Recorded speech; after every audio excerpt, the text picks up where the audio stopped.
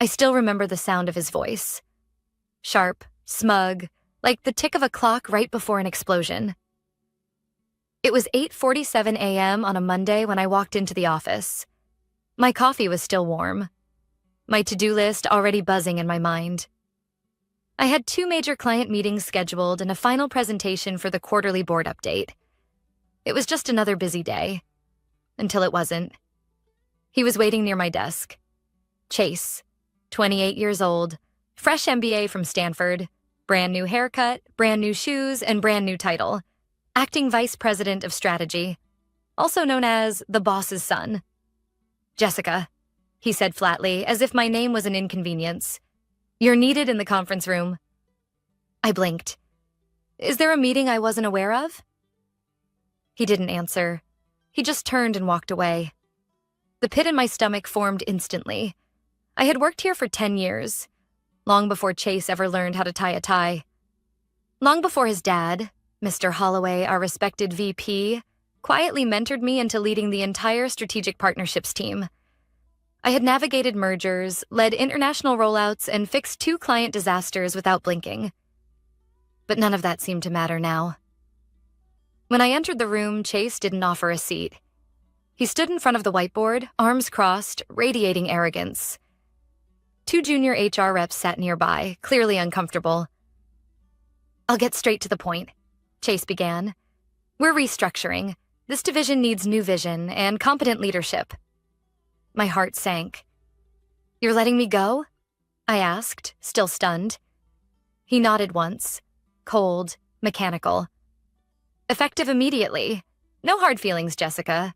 We just don't have space for imbeciles." The room went silent. The word hung there. Imbeciles, like poison in the air. I could have said 100 things, defended myself, listed every success, every sacrifice, every weekend I gave up while Chase was still figuring out how Excel worked.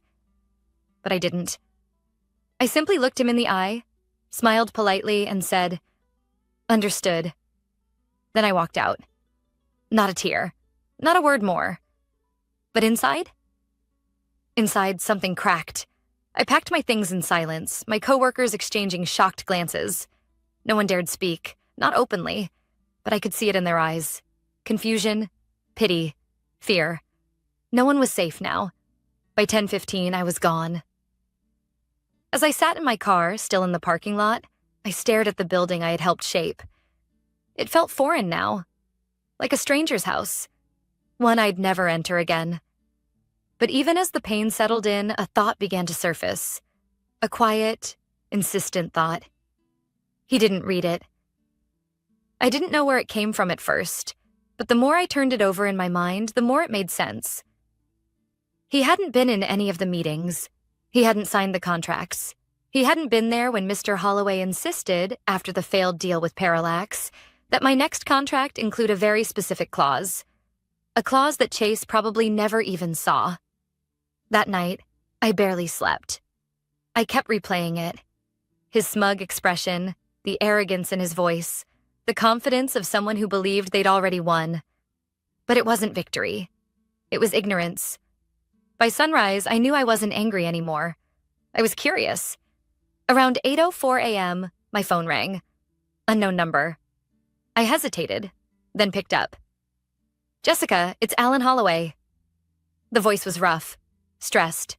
My breath caught. "Hi, Mr. Holloway." "I just got into the office," he said, breath tight. "And your desk is empty. What the hell happened?" I paused. "Your son fired me." Silence. Then, "What? When?" "Yesterday. Said I wasn't competent enough." I heard movement, papers shuffling, something slammed hard. "Did he even read your contract?" There it was. I sat up straighter. "I don't think he did." "Jessica, you're still the only authorized signatory on the Turnian deal. That contract, the one we're closing today, you're the only one legally permitted to represent us." My heart thudded. I heard Mr. Holloway curse under his breath. "No way." Then he whispered, mostly to himself, "His hands are going to shake when he reads that clause." I didn't speak. I didn't need to. I could feel it.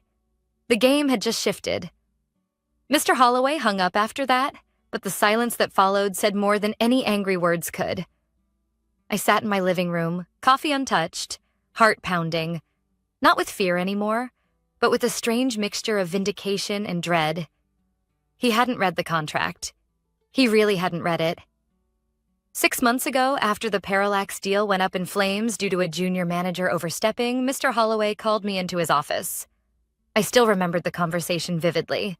"You're the only one I trust to navigate these kinds of partnerships," he had said, pacing slowly in front of the window.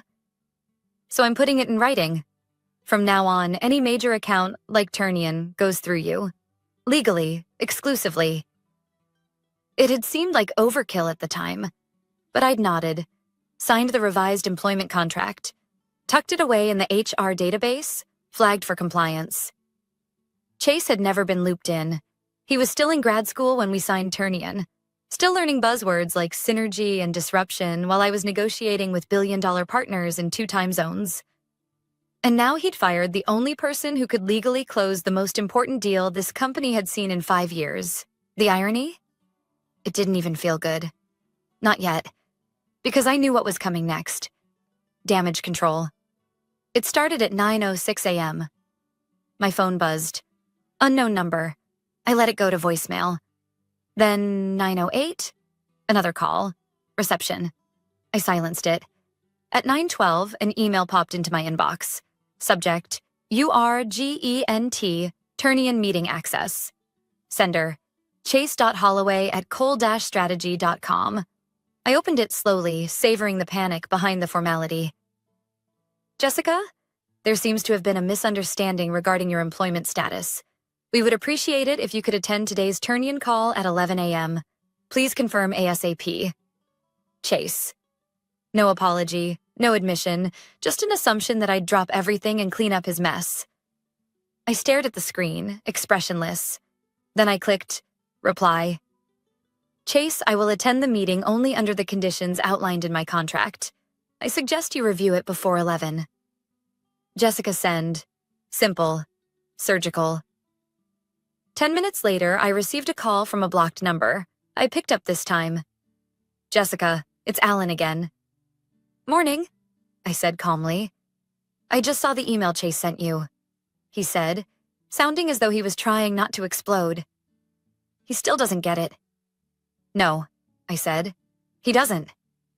He's scrambling. Legal just flagged the clause. He's in his office pacing like a lunatic." I didn't respond right away. I was waiting for the part I knew was coming. Alan sighed. "Will you help us salvage this?" There it was. I closed my eyes, thinking. I wasn't angry, not in the screaming, throw things kind of way. I was something else. Tired. Not just from the last 24 hours, but from years of invisible labor. Of being the one who saved the day while someone else took the credit. The one who smiled through dismissive remarks. Who stayed late without asking for thanks. Who coached juniors while watching men like Chase step over them and me for titles they hadn't earned. "I'll help," I said finally. "But I'm not doing it as a favor." "I understand," Alan said. "No," I replied. "I don't think you do. I'll help because I care about the company. But if I walk into that boardroom today, things change. I want everything in writing. I want my authority respected. And I want Chase nowhere near the negotiation table." There was a pause. Agreed. "And Alan?" "Yes?" "This is the last time I clean up someone else's mess without a title to match the responsibility." Another pause. Then, "Fair enough." I ended the call and stood up. Slowly, deliberately. I changed out of my sweats and into the navy blue suit I wore for major negotiations. I tied my hair back, applied lipstick like war paint. By 10:42, I was walking through the front doors of the building. People stared. The receptionist stood as I passed, almost knocking over her coffee. "Jessica, I thought you were—" "Not quite," I said, offering a faint smile. The elevator ride up to the executive floor was silent. But the second the doors opened, I saw the shift. Eyes. Everywhere. Conversations halted mid-sentence, phones lowered. I walked past them all. Chase was pacing in front of conference room B. When he saw me, his expression flickered. Part rage, part relief, part disbelief. I didn't stop walking. I didn't greet him. I walked into the room, placed my folder on the table, and calmly began preparing the presentation slides I had designed 2 weeks ago, the ones he was supposed to present. Turnian's team joined via video at exactly 11 a.m. The deal went through flawlessly. Not a single hiccup. And Chase? He wasn't invited to speak. After the call ended, Mr. Holloway looked at me across the room. His face was unreadable, but his eyes said everything. We both knew this wasn't over. But for now, I had just proven what Chase had failed to see. I wasn't just another cog in the machine. I was the one who kept the machine running. The meeting room emptied slowly, like a theater after the final act of a play that had gone off script. I stayed behind for a few minutes, organizing my notes, my hands steady, my breath calm. Across the table, Mr. Holloway hadn't moved. He sat with his fingers tented beneath his chin, staring at the signed agreement like it was both a lifeline and a ticking time bomb.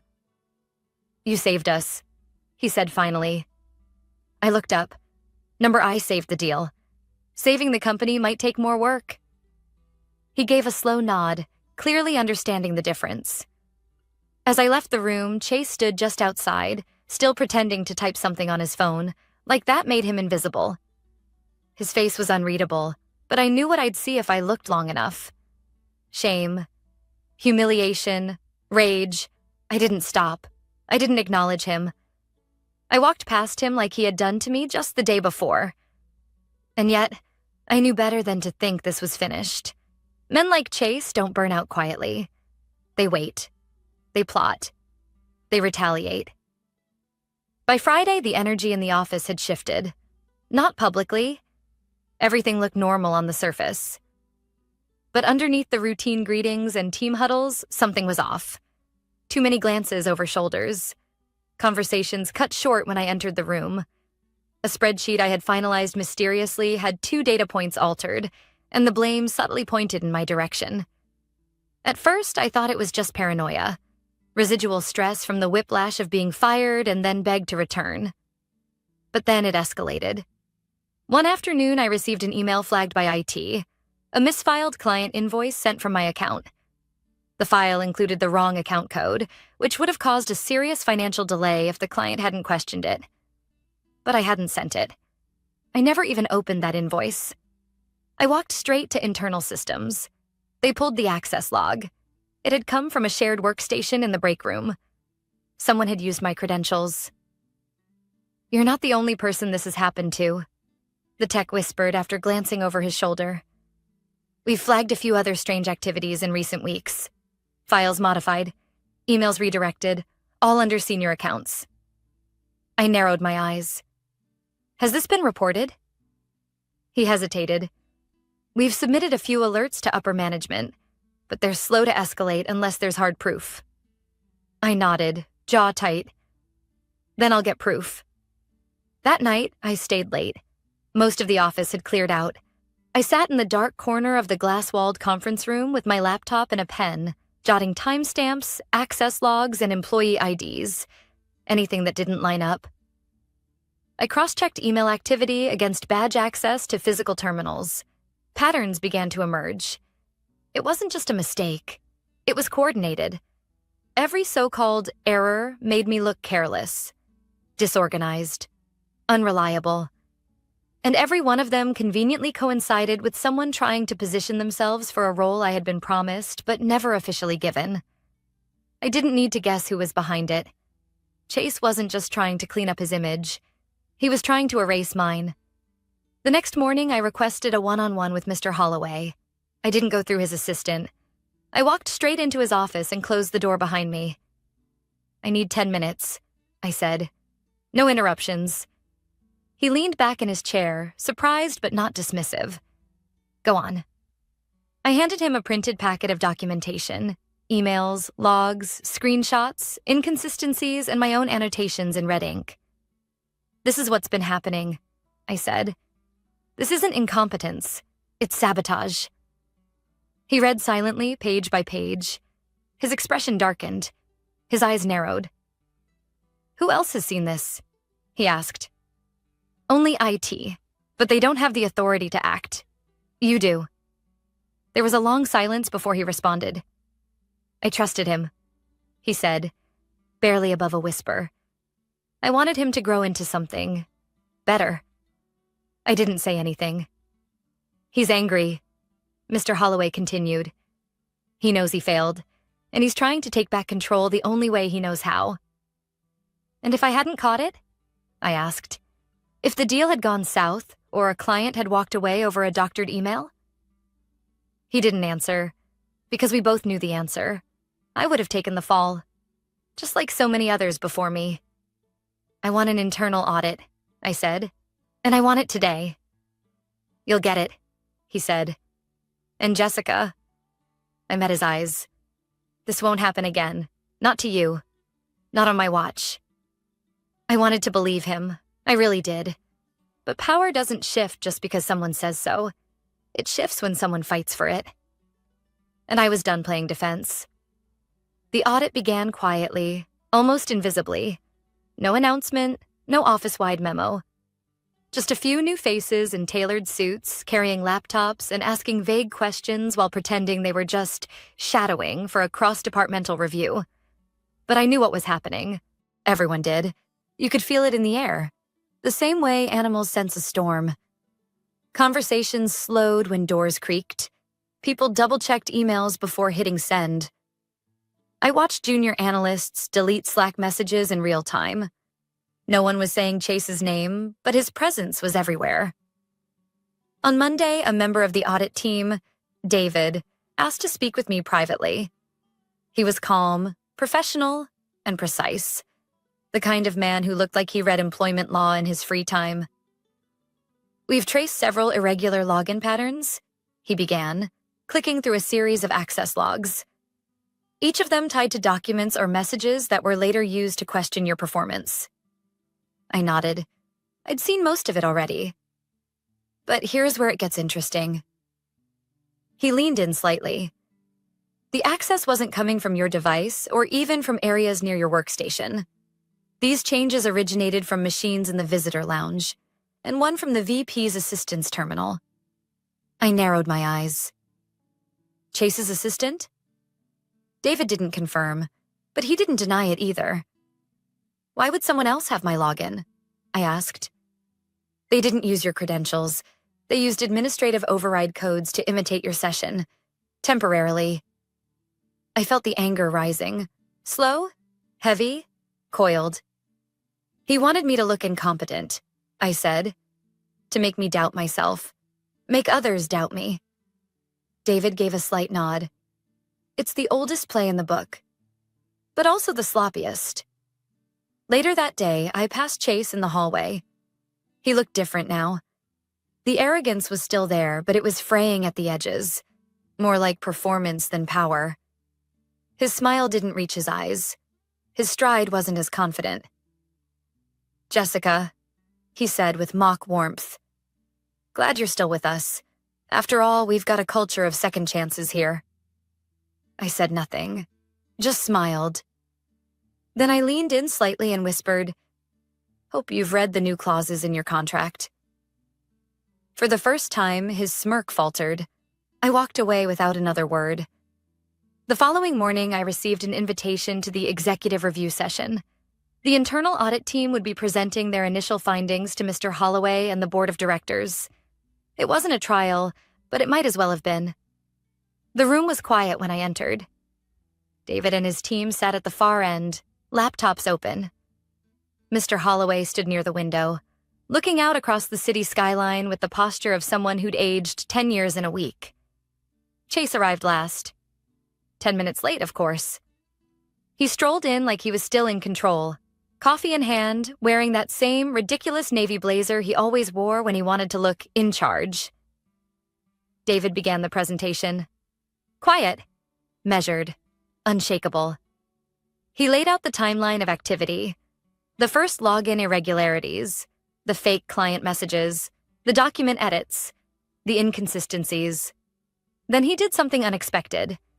He switched from spreadsheets to a single slide. A heat map of network access tied to the executive floor. It showed one person repeatedly accessing shared machines late at night and during off hours. A single name kept popping up: Chase Holloway. The room went dead silent. Chase sat forward. That data doesn't prove anything. I've got access to a dozen terminals. Everyone knows that. David didn't flinch. You accessed override protocols tied to Jessica's ID. You also cleared the edit history on 3 sensitive files, not once, multiple times, each edit coinciding with a performance review. Chase laughed. Too loud, too forced. What are you suggesting? That I sabotaged her on purpose? Mr. Holloway turned. Did you? Chase froze. The silence stretched. This is insane, he said. She's just bitter she was let go. I stood, calm, controlled. I wasn't bitter, Chase, I said. Not when you fired me. Not when you tried to erase my credibility. But now, I'm ready. I placed a folder on the table. My own copy of the logs, the messages, the notes, a second paper trail. Mr. Holloway stared at it for a long moment. You sabotaged her, he said, his voice low. You didn't just embarrass yourself, you compromised the entire company's integrity. Chase opened his mouth to object, but Mr. Holloway cut him off. You're suspended, effective immediately, until the board makes its decision. Chase stood there, stunned, like he hadn't really expected it to end like this. He looked around the room, searching for someone to back him up. No one did. He walked out, and just like that, the office exhaled. After the meeting, I stood at the window alone. Mr. Holloway approached, voice quiet. I'm sorry, truly. I gave him too much power without enough oversight. I don't want an apology, I replied. I want change. He nodded. It starts with you. And in that moment, I realized the battle might be over. But the rebuilding had just begun. In the days following Chase's suspension, the office became a strange place.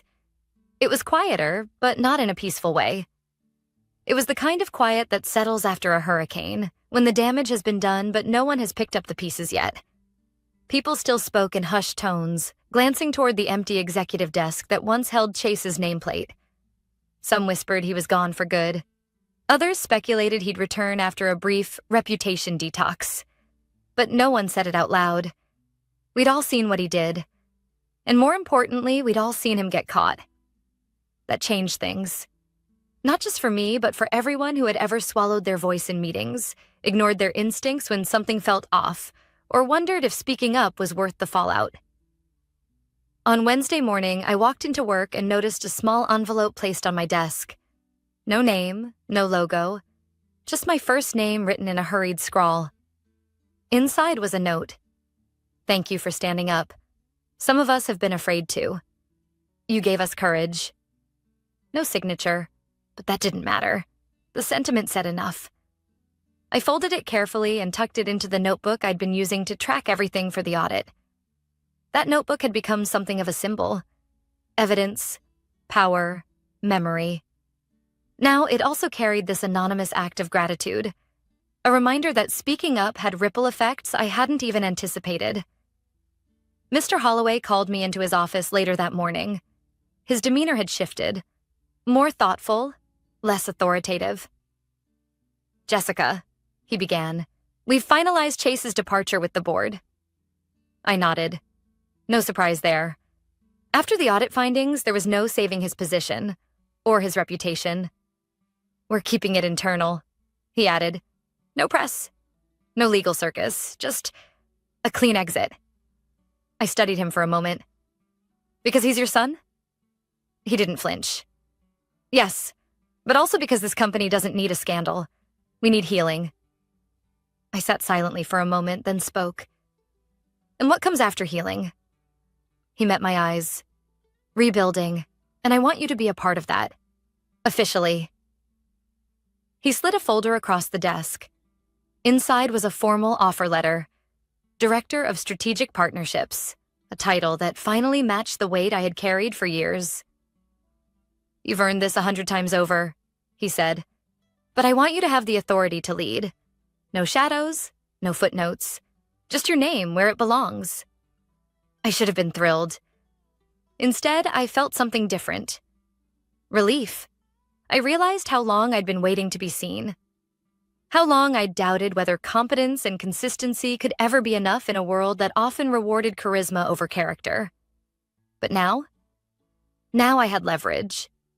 Not because I'd demanded it, but because I'd proved it over and over again until no one could ignore it anymore. "I'll accept," I said, "but I want one thing in return." "Name it." "A new protocol," I said, "for internal reporting. Anonymous submissions, escalation procedures. I want safeguards, not just for me, but for everyone." Mr. Holloway nodded slowly. "Done." We stood, shook hands, and for the first time since that disastrous Monday morning, I felt like I could finally exhale. That afternoon, I sent a department-wide email. Subject: a fresh start, team. I know it's been a turbulent few weeks. Thank you for your professionalism through it all. Moving forward, my goal is to ensure this team has not just strong leadership, but safety, transparency, and the respect you've all earned. If you have concerns, feedback, or ideas, my door is open. Always. Let's rebuild. Together. Jessica. Within an hour, I had 17 replies. Not complaints, not gossip. Ideas, suggestions, support, even humor. The silence that had once felt so suffocating was finally being replaced by something better. Honest dialogue. But not everything was behind me. Late that evening, as I packed up my things to leave, I received a call from a blocked number. I let it ring. Then another. This time, a voicemail came through. I played it. "Jessica, it's Chase." His voice was shaky, uncertain. Nothing like the smug, dismissive tone from before. "Look, I don't expect you to care, or to forgive me, but I need you to know, I didn't mean for it to go that far. I was trying to prove myself. To my dad, to the board. I panicked." A long pause. "You were right. I didn't read the fine print. I didn't read anything. I just assumed I knew better." Another silence. "Anyway, I'll be out of state for a while, starting over. Good luck. You deserve it." I stood there in the empty office, phone still in hand, the city lights glowing outside the window. I didn't feel sorry for him, but I didn't hate him either. He had tried to destroy my reputation, yes. But in doing so, he had also forced me to reclaim it. Louder, stronger, with purpose. That, ironically, was the beginning of something I never expected. Not revenge, but freedom. 2 weeks had passed since the voicemail. 2 weeks since Chase walked out of the building for the last time. 2 weeks since the company, for the first time in a long while, felt lighter. But change is rarely instant. It's subtle. It creeps in through quiet moments. How people greet each other in the hallway, how they speak up in meetings, how junior staff no longer whisper their ideas like apologies. And slowly, the wounds began to heal. The day my new title became official, I didn't throw a party. I didn't post about it online. I didn't even tell my family. I just printed the offer letter, signed it, and slid it into the drawer beneath my desk. The drawer where, months ago, I had stored a small envelope filled with documentation to protect myself. Now, that same drawer held something else. Proof that I was no longer disposable. Not because someone said so, but because I had made myself impossible to erase. On a rainy Thursday afternoon, I met Mr. Holloway in the glass-walled boardroom. The same place where Chase once tried to present the Turnian deal without even understanding who the key negotiator was. Now, the room was quiet. Just the two of us. He brought a folder with him. He always did. "I've drafted a proposal," he said. "I'd like you to review it before next week's meeting. It outlines a mentorship pipeline modeled after your leadership style. It focuses on retention, internal growth, and ethical leadership. I opened it. The cover page read, Initiative, the Jessica Framework. I blinked. You're naming it after me? He nodded. It was the board's idea. You've become an example of what it looks like to lead through adversity without losing your integrity. For a moment, I said nothing. I just stared at the words, letting them settle. Jessica, he added gently, I know this doesn't undo what happened. And it doesn't erase the years you had to fight harder than you should have. But I hope it's a start. And for the first time in my entire career, I felt something unfamiliar settle into my bones. Peace. That weekend, I took a walk through the neighborhood near my first apartment, the tiny one-bedroom unit where I stayed up until 2 a.m. working on reports, where I learned how to cook with $5 in groceries, where I once cried after being passed over for a promotion by someone I had trained. I paused near the old bench by the bookstore. 10 years ago, I sat there rereading rejection emails and telling myself not to give up. Back then, I thought success meant proving everyone wrong. Now, I knew better. Success was proving myself right. That I was capable. That I did belong. That I deserved to be seen, heard, respected. It just took the firestorm to make me say it out loud. On Monday morning, I arrived at the office earlier than usual. I liked the quiet before the day began, before the phones rang and the coffee brewed and the energy shifted. On my desk was another note, handwritten, no envelope. I heard you got promoted. Some of us still talk about how you held the line when it mattered. Thank you for not letting him win. No name, but again, it didn't need one. The message was clear. What I had done, what I had endured, wasn't just about me. It was about every person in that building who had been made to feel small, unseen, unimportant. And maybe, just maybe, they'd start to believe they didn't have to stay silent anymore. At the end of that day, I stood outside the same boardroom window, watching the city move below me. People rushing, lights flickering, lives unfolding. It looked the same. But I wasn't. I had learned the hard way that professionalism without boundaries is just self-sacrifice in a suit. That silence can protect you, until it buries you. And that contracts aren't just paperwork. They're power, written in ink. The fine print Chase never read was more than a clause. It was a metaphor. Because the truth is, most people overlook what isn't loud, what isn't showy, what isn't handed to them by someone with a recognizable last name. But that doesn't make it less valuable. I wasn't loud. I wasn't flashy. I was consistent. I was prepared. And when it mattered most, I was the one they called. Not because I demanded the spotlight, but because I had earned it. Every late night, every ignored idea, every time I chose to stay calm when I could have burned the place down. It had led to this moment, not a revenge story, but a reclamation story. Of voice, of dignity, of worth. And I knew, as I closed the lights in the office that night, that Chase's name would fade in time. But mine was finally etched into the foundation of something far more lasting.